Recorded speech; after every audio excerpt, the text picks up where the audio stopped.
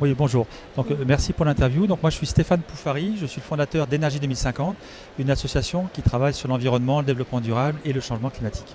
Merci. Quels sont les objectifs de cette association, fondation?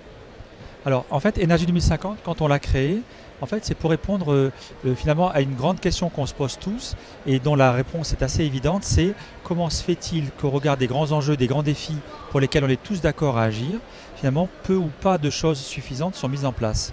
Et donc, quand on a décidé de mettre en œuvre Énergie 2050, on était nous-mêmes des praticiens depuis quelques décennies et on s'est dit, il faut à tout prix qu'on arrive à décloisonner le sujet et à ce que chacun, quel que puisse être son métier, son pays d'origine, son sujet de travail, puisse se réapproprier la question du développement, non pas comme un débat plus ou moins, j'ai envie de dire, philosophique, technique, mais comme une réappropriation profonde, presque au niveau du ventre, là du bas-ventre, pour se dire finalement, c'est une évidence que nous devons travailler ensemble à faire que nos modes de trajectoire, notre développement soient solidaires, respectueux des ressources naturelles et bien évidemment porteurs d'un futur partagé, d'un mieux vivre ensemble. Merci. Ce qu'a fait Énergie 2050 en relation avec l'enfance et la jeunesse? Alors, la jeunesse, pour nous, en fait, très clairement, vous êtes, j'ai envie de dire, partie de ce même grand puzzle.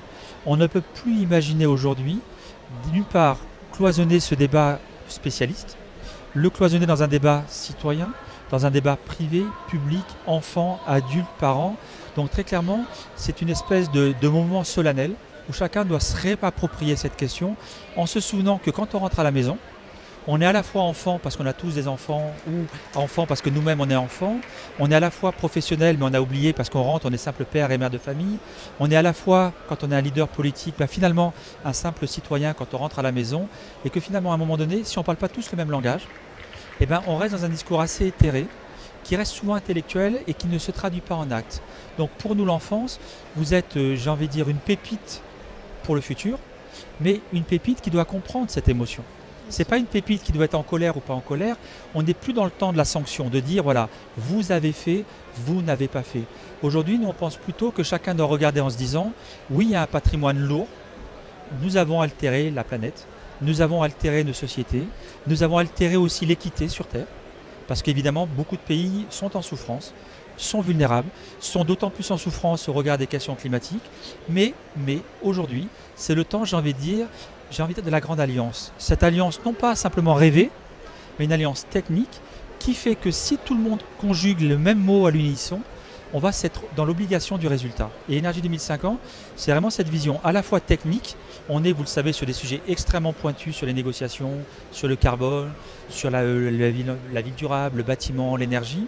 Mais à la fois, on veut chaque fois décrypter ces mêmes discours et les faire accessibles, oui, aux jeunes. Mais pour nous, le jeune, il n'est pas très loin de la compréhension de l'adulte. Parce que finalement, l'adulte est plein de personnes. Il s'imagine qu'il comprend le sujet, mais force est de constater que dans nos propres vies, nous sommes schizophrènes. On est capable de consommer beaucoup d'énergie tout en plaidant la sobriété énergétique. On est capable de consommer 3/4 d'heure de douche tout en disant l'eau est rare. Donc, à un moment donné, je ne vois pas beaucoup d'écart entre l'enfant et l'adulte, sauf que l'enfant, lui, il a une urgence, c'est qu'il va être là plus longtemps que nous. Donc, ce patrimoine qu'il doit protéger, il en a besoin, encore plus que nous. Bien sûr. Voilà, donc c'est un peu l'enfant pour nous, il est un acteur central, il n'est pas que l'acteur principal d'Énergie 2050, mais il fait partie du puzzle. D'accord, merci. Un dernier mot pour tous les enfants qui vont nous voir, pour le dire aux caméras. Alors, un mot pour les enfants, j'ai envie de dire, gardez vos rêves. Gardez vos rêves sur ces questions, mais ne les gardez pas version naïve. C'est un monde complexe. Nous sommes ici à la COP22. Ça fait moi malheureusement beaucoup de COP que je fais. Et le débat, même si l'accord de Paris porte un certain nombre de questions nouvelles, le débat à l'accord de Paris laisse aussi la porte avec une question fondamentale qui est la mise en œuvre. Donc vous, quand vous êtes ici, ne rêvez pas que le monde veut changer de lui-même.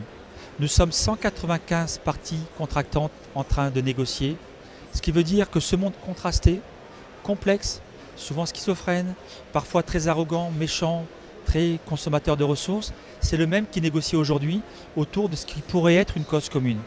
Donc quand vous êtes ici, vous devez nous rappeler l'émotion, vous devez ne pas oublier vos rêves, et vous devez aussi vous assurer que vous n'êtes pas simplement pris comme des enfants, qui nous racontons une belle histoire bien musicale.